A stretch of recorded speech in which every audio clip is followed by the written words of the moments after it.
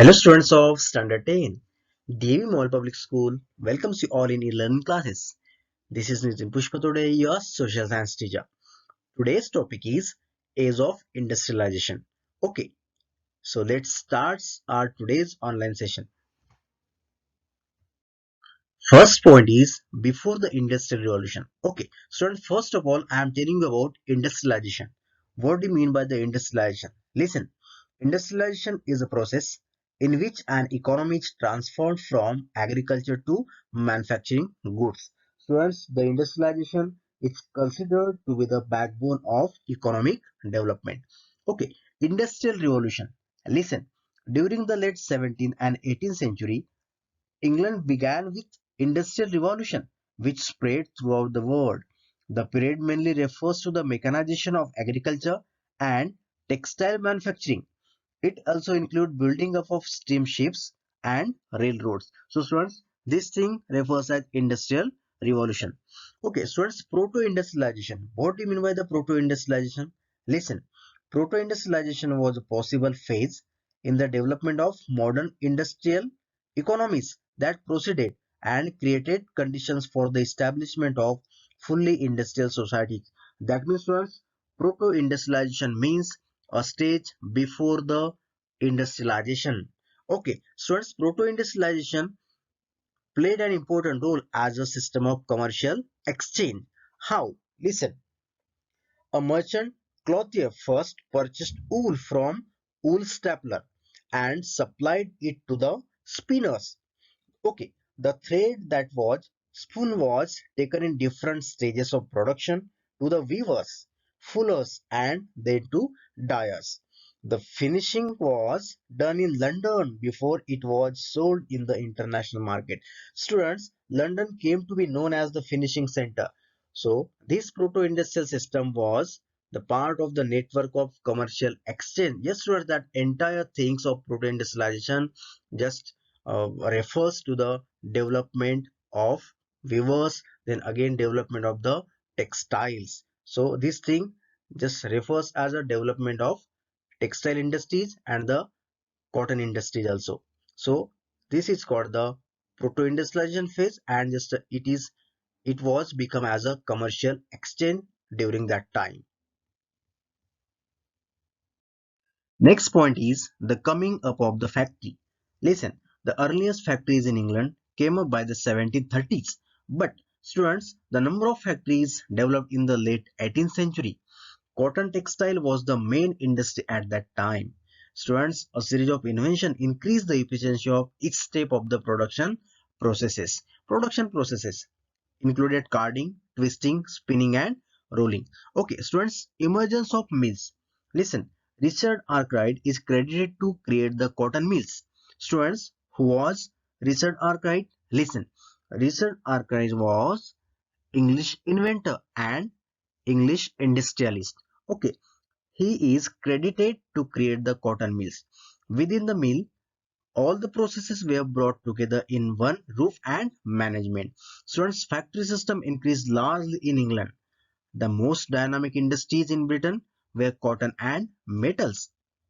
Growing at rapid pace, cotton was the leading sector in the first phase of industrialization up to the 1840s. Students, after that, the iron and steel industry led the way.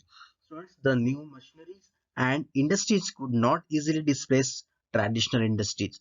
So, students, at the end of 19th century, less than 20% of the total workforce was employed in technologically advanced industrial sector.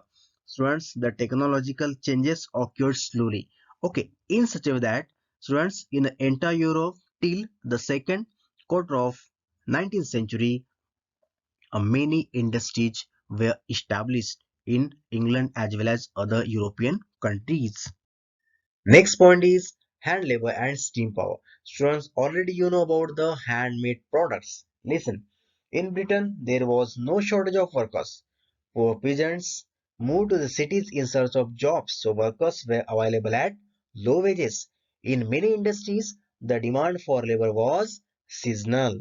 Okay, students, preference for handmade products. A range of products could be produced only with the hand labor.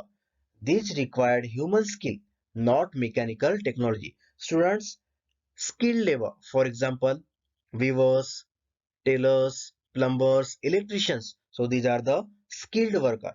Students, in Victorian Britain, handmade products which were refined had a class. Handmade products were preferred by aristocrats also. These handmade products were better finished and careful design. Okay, students, life of the worker. Students, I am telling you some points which state the life of workers during the 19th century in Britain. Listen, first point, there was an abundance of workers in the market. Getting a job was not easy. Second point, students, the wages increased somewhat in the early 19th century, but this increase was balanced by an increase in the prices of commodities. Third point, the income of workers depend also on the numbers of days of their work. Next point, till the mid 19th century, about 10% of the urban population was extremely poor. Again, poor workers were forced to live in slums. So students, this was the condition of workers in Britain during the 19th century. Technology and employment. Okay, students, during the 19th century, which type of technology and employment in industrial sector? Listen, students, fear of unemployment made workers unfriendly to the introduction of new technology. When the spinning jenny was introduced in the woolen industry, women who survived on hand spinning began attacking new machine. Students, what do you mean by the spinning jenny? Listen, it is a multi-cylinder frame machine in the weaving sector. Okay, students, at that time, roads, railways, tunnel, drainage system were developing which needed large-scale employment. Students, the number of laborers employed in the transport industry doubled in the 1840s, which again doubled in the next 30 years.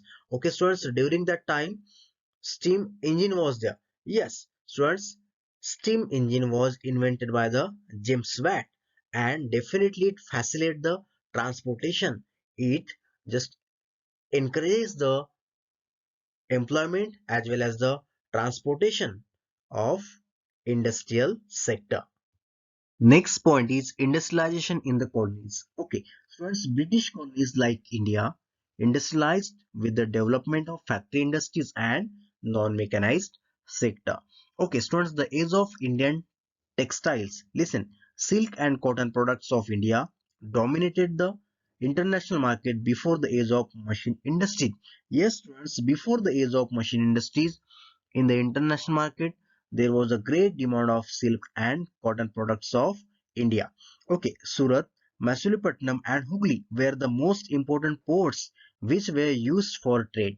Students, by the 1750s, with the arrival of European companies, the Indians started losing their control over the trade. Yes, but some of the companies got monopoly rights to trade. All these resulted in the decline of the old ports like Surat and Hooghly and emergence of new ports like Bombay and Calcutta. This change was an indication of the growth of new colonial power in India. Okay, students, Manchester comes to India. Students, do you know about the Manchester city? Listen, Manchester is a major city in the northwest of England with rich industrial heritage.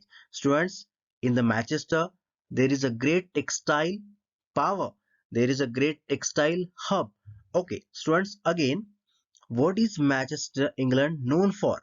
Listen, students, Manchester, England known for the suffragette movement, then Coronation Street, the modern boy band, then textile industries, oldest English speaking library, and again meat free lifestyle. Students, that entire things are present in Manchester at England.